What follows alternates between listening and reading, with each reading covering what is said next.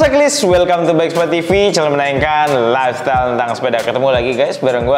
Nah guys, di video kali ini gue akan menjawab pertanyaan-pertanyaan yang sudah teman-teman kirim di channel kita. Jadi ada beberapa konten yang kita buat dan teman-teman bertanya di sana. Jadi gue akan jawab langsung di video kali ini. Dan pertanyaannya apa saja? Langsung aja sebelum kita mulai video kali ini, gue mau ngingetin dulu untuk teman-teman tekan tombol lonceng di bawah agar selalu terupdate video terbaru dari Bike Spot TV. Video kita sendiri tayang Sabtu jam 10 waktu Indonesia Barat. So, stay tune guys. Oke guys, langsung aja pertanyaan pertama datang dari Joko Susanto. Pertanyaannya, kalau suka ultra kayak Audax 600 masih enak pakai XC502 atau XC702 ya. Nah, ini konteksnya sepatu Shimano kayaknya ya. Dan untuk video tentang sepatu Shimano gue juga pernah share, jadi teman-teman juga bisa cek. Jadi kalau menurut gue bedanya itu kan pada uppernya. Jadi untuk bawahnya yang 502 itu bawahnya cuma satu, depannya pakai velcro, sedangkan yang XC702 itu menggunakan boa, jadi diputer gitu depan belakang. Nah kalau gue pribadi, gue lebih cocok yang ada boa dua ya, dua-duanya. Jadi untuk micro adjustment di kakinya itu lebih gampang. Jadi kalau misalnya mau kurang kencang, mau kencang itu lebih enak. Kalau yang pakai XC502 itu depannya longgarin ya, agak susah untuk micro adjustmentnya. Jadi harus benar-benar dipasin karena kan dia depannya velcro. Jadi kembali lagi ke Bro Joko ya, budgetnya berapa? Dan kalau dari gua itu sih tadi. Oke. Kurang lebih seperti itu, semoga menjawab ya Joko ya. Oke, lanjut kita ke pertanyaan berikutnya. Datang dari Pak Kuki. Nah, Pak Kuki ini bertanya, kalau sebelumnya pakai gear 2x8 terus upgrade belakangnya aja jadi 11, cranknya perlu ganti juga nggak ya? Nggak cross chain ring. Terima kasih. Oh iya, ini pakai Sensah doang, baik yang 8 maupun yang 11. Oh, jadi sudah satu brand pakai Sensah. Dan kalau menurut gua, Pak, ini Om, manggilnya apa nih? Om. Jadi kalau menurut gua depannya tetap dua itu nggak masalah, shifternya. Terus yang belakangnya berarti ganti shifter dan RD dan juga ganti sprocket. Menurut gue sih nggak masalah ya, masih bisa untuk compatible. Jadi kalau cross chain ring semua gear pun dilarang juga kok cross chain ring seperti itu. Jadi selama mereknya sama, mungkin yang beda nanti tipe shifternya, yang sebelahnya mungkin yang lama, yang sebelahnya mungkin yang baru. Jadi bedanya mungkin di situ, tapi untuk dua di depannya nggak masalah.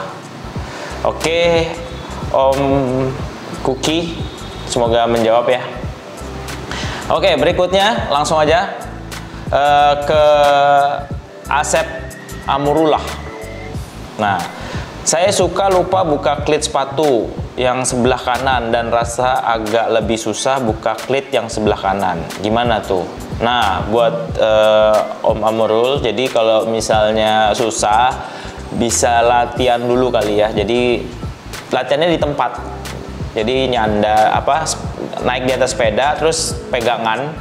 Nah, dilatih tuh kaki kanannya buka tutup. Jadi supaya kakinya tuh terbiasa dulu sebelum di jalan. Jadi jangan langsung jalan. Kalau langsung jalan tuh udah kagok untuk sepedanya, mukanya lagi makin kagok lagi. Jadi latihan dulu aja di tempat. Nah, videonya juga kita juga pernah bagi, jadi bisa dicek juga di sana. Kurang lebih seperti itu, semoga menjawab ya. Oke, berikutnya ada pertanyaan dari Gunzalo Bike Tasikmalaya. Wah, jauh juga nih tempatnya nih. Apa kabar warga Tasik? Pertanyaannya, berapa tekanan ban untuk berat badan 60 kg Bang?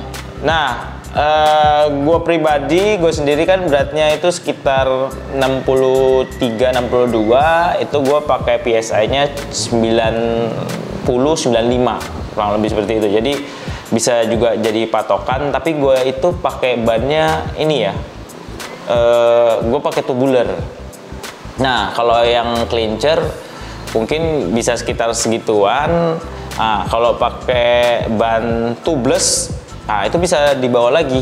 Jadi mungkin bisa sekitar 80-an, 85 kurang lebih seperti itu. Mungkin ini bisa jadi patokan juga ya buat Bro Gonzalo. Oke, next pertanyaan datang dari siapa aja boleh. Nah, namanya siapa aja boleh. Boleh. Oke, pertanyaannya, misal kan saya punya sepeda speed 8, kalau cuman upgrade sprocket atau kasetnya lebih besar bisa nggak bang? Dari 1132T ke 1142. Wah, lumayan gede juga. Tapi udah dijawab juga sih, ada dari Buz Mojo. Harus lihat RD-nya, kapasitasnya sampai berapa. Ini bener banget. Jadi sebelum kita upgrade untuk sprocketnya digedein, kita harus tahu dulu untuk kapasitas dari RD-nya. Takutnya kalau kita upgrade langsung ganti yang gede, ternyata kapasitas RD-nya tidak mendukung, ya nanti bisa jadi bengkok, atau teman-teman bisa ganti adaptornya ya, jadi bisa dipanjangin sedikit. Nah, itu juga jadi opsi juga supaya tidak terlalu mepet ketika yang paling gedenya itu ke puli yang paling kecil, pulinya, terus yang gearnya paling gede itu tidak terlalu mepet, jadi masih ada jarak. Kalau terlalu mepet nanti yang bisa ketarik semua. Nah, itu yang harus diperhatikan. Jadi kapasitas untuk RD-nya. Berikutnya ada dari Adrian Sir. Thanks mas, handlebar aero ada yang pernah bilang terasa tajam ke tangan. Bagaimana menurut pengalaman? Wah, terasa tajam ya. Kalau menurut pengalaman memang handlebar aero itu biasanya kan bartetnya tidak sampai atas sini ya. Jadi dia hanya sampai di pergelangan sedikit gitu, di hoodnya aja. Jadi pas pergelangan tangan di hood aja. Jadi tengahnya itu biasanya jarang pakai handlebar. Mungkin di situ yang agak kelihatan kagok. Mungkin tips gue mungkin kita bisa pakai glove ketika lagi goesnya biar mengurangi rasa-rasa yang nggak enak itu ketika lagi di top. Tapi kalau misalnya udah pakai handlebar aero sih biasanya jarang-jarang ya pakai top begini. Biasanya udah di hood atau di drop. Jadi menurut pengalaman sih jarang banget dan nyaman-nyaman aja. Ya tergantung teman-teman. Kalau misalnya tidak nyaman, saran gue harus pakai glove, kurang lebih seperti itu. Oke, nextnya ada dari Joko. Ketika interval gearnya tetap pakai gear pemanasan apa pindah gear kak? Oke, jadi kalau teman-teman udah mau latihan interval, tentu saja disesuaikan lagi gearnya dengan kemampuan teman-teman. Beda ya, kalau dengan pemanasan kan gearnya biasanya lebih enteng. Kalau mau interval cadence-nya lebih tinggi, kita bisa turunkan, biasanya lebih berat. Ini bisa lebih merasakan resisten di kakinya, jadi lebih berasa untuk latihannya. Jadi kurang lebih seperti itu, bisa dicoba juga. Berikutnya langsung dari Peter Sagan. Waduh, Peter Sagan udah chat kita juga nih. Om, touring keluar kota lagi dong. Waduh, boleh. Kita akan buat konten untuk touring keluar kota lagi. Mungkin ada request mau touring kemana, atau kita datang ke kota teman-teman. Ayo tulis komen teman-teman di bawah, kita baiknya datang kemana ya. Oke, berikutnya ada dari Koko Jasper. Mas mau tanya, umurku 55, apa boleh melakukan olahraga goes? Waduh, Om, ini goes bagus banget buat Om, cuman saran mulai bertahap aja, terus mulainya juga jangan jauh-jauh dulu. Yang penting adalah konsisten, jadi tiap hari atau 3 hari sekali, 2 hari sekali goesnya rutin sehingga badannya terbiasa dan makin lama makin baik untuk kesehatan. Jadi aman aja sih Om. Dan sepeda kan juga low impact ya di kaki. Jadi untuk olahraga yang sudah umur juga baik. Jadi tidak langsung ada hentakan-hentakan. Jadi sepeda kan olahraganya statis. Jadi bagus banget. Recommended. Oke, kita lanjut. Berikutnya ada dari Yuda Priyadi. Pertanyaannya, pakai solar bagus nggak untuk bersihin rantai? Oke, pertanyaannya bagus banget. Sebenarnya untuk bersihin lantai menggunakan solar nggak apa-apa, asal nanti harus benar-benar dibersihkan kembali. Jadi jangan ada sisa solarnya, biar begitu nanti kita chain loop ulang itu bisa maksimal untuk hasilnya. Ya, kurang lebih seperti itu untuk Bro Yuda. Semoga menjawab ya.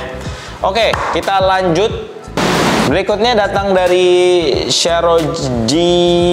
Roji. Pertanyaannya, rantai road bike direndam minyak tanah boleh nggak? Nah, ini hampir sama seperti solar tadi ya. Untuk lebih bersih sebenarnya nggak apa-apa. Yang penting nanti harus benar-benar dikeringkan lagi untuk rantainya. Nggak masalah teman-teman. Oke, kita lanjut. Nah, berikutnya pertanyaan dari Nana Yuli. Wah, Mbak Nana. Ku beli sepeda tidak sesuai ukuran, apakah itu akan pengaruh? Untuk Mbak Nana, ini kalau nggak sesuai ukuran pastinya pengaruh banget. Dari segi goesannya kita tuh biasanya kalau frame-nya agak kebesaran itu tidak nyaman karena biasanya agak kepanjangan, terus sepedanya berasa lebih berat, jadi kurang lebih seperti itu, jadi tidak nyaman. Disarankan kalau bisa ganti frame-nya aja yang sesuai dengan tinggi badan Banana dan nanti disesuaikan lagi untuk setiap geometrinya, jadi disesuaikan dengan badan dan kalau bisa fitting, Mbak. Oke, kurang lebih seperti itu pertanyaan-pertanyaannya. Sebenarnya masih banyak lagi, cuma nanti kalau dijawab semua videonya penuh dengan pertanyaan. Oke guys, itu dia tadi beberapa pertanyaan yang berusaha gue jawab. Semoga semua pertanyaannya bisa terjawab buat teman-teman yang nanya, dan sorry banget buat pertanyaan-pertanyaan yang lain yang belum sempat gue jawab. Thank you banget buat support teman-teman yang udah tulis komen terus pertanyaan ke kita sangat apresiasi sekali. Dan untuk pertanyaan-pertanyaan yang lain nanti kita akan berusaha banget untuk menjawab semuanya.